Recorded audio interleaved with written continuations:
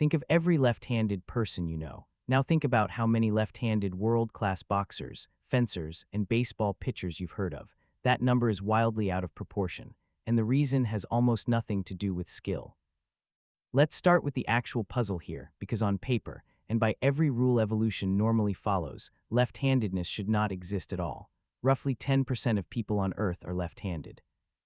That number has held remarkably steady across recorded history, across every culture anthropologists have studied, regardless of how that culture treated left-handed people, and many cultures treated them badly. For most of human history, left-handedness was actively punished. Children were forced to switch hands in school. Some languages still carry the bias in their bones. The word sinister comes directly from the Latin word for left. Left-handed people have historically faced higher rates of certain injuries, simply because tools, machinery, and instructions are built almost entirely around the right-handed majority. The suppression wasn't subtle either, and it wasn't limited to just one country or one era. As recently as the mid-20th century, teachers in many countries routinely tied left-handed students' preferred hand behind their backs or wrapped their knuckles until they switched. A practice documented widely enough that researchers later coined a specific term for the lasting effects pathological left-handedness, describing children who'd been forcibly converted and showed measurable difficulties, afterward stuttering reading problems, and general coordination issues that hadn't been present before the forced switch. Society didn't just fail to select against left-handedness. In many places, it actively tried to eliminate it by force, generation after generation, and still failed.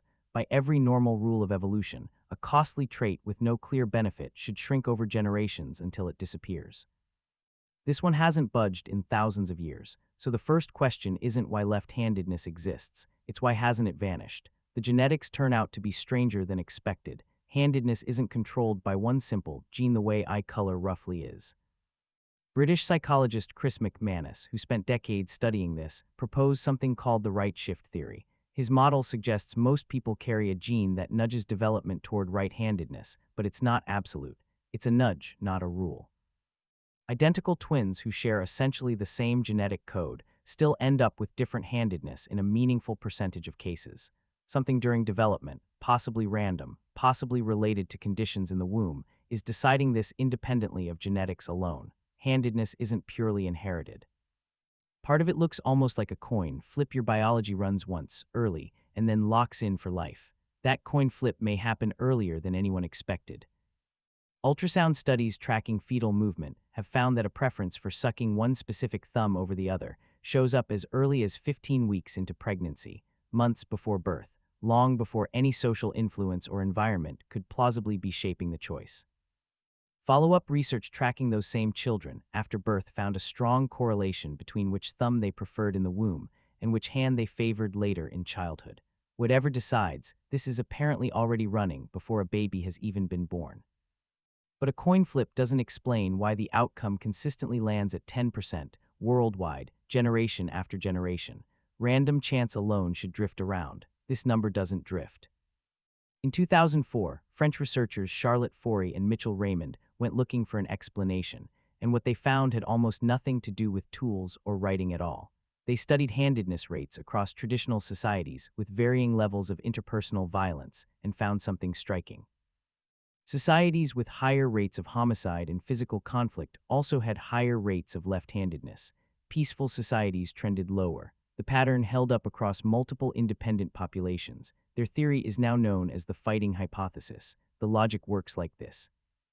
In hand-to-hand combat, most people train their entire lives against right-handed opponents because right-handers make up the overwhelming majority.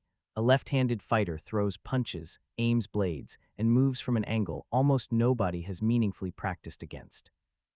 That unfamiliarity is a genuine tactical advantage, and in a violent enough environment, it's an advantage that can be the difference between surviving a fight and not.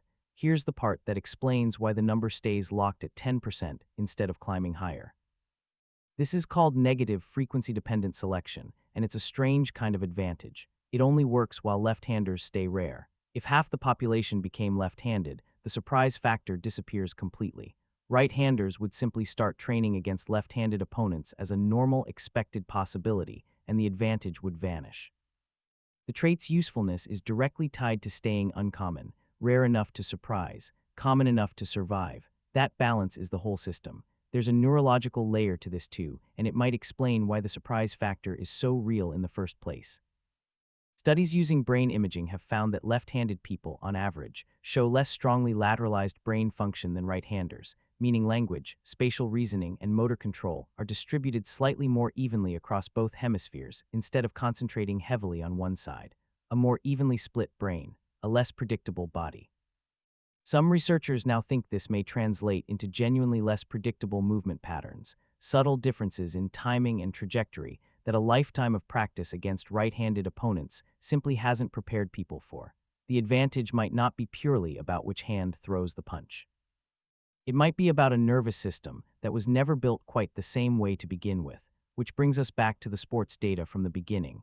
Researchers studying elite athletic performance have found this exact same pattern showing up decades later in a completely different context. In interactive combat and reaction sports, boxing, fencing, and batting against a pitcher in baseball, left-handers are dramatically overrepresented at the highest competitive levels compared to their 10% share of the general population.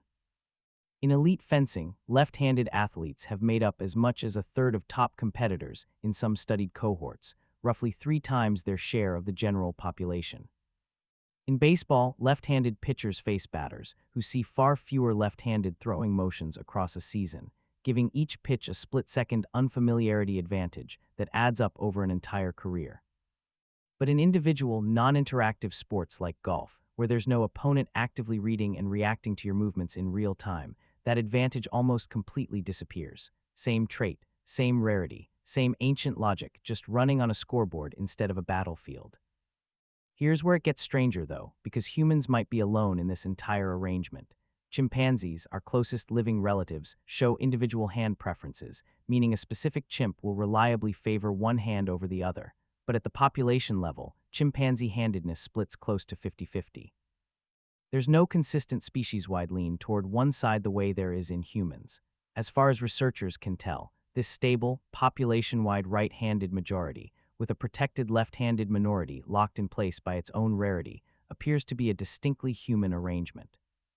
Something about human social structure, cooperation, tool sharing, or conflict specifically seems to have built this balance, and built it to last in a way that simply never emerged in our closest evolutionary relatives, despite millions of years of shared ancestry and remarkably similar hands. And the trade-off is still fully active today, even outside of combat and sports.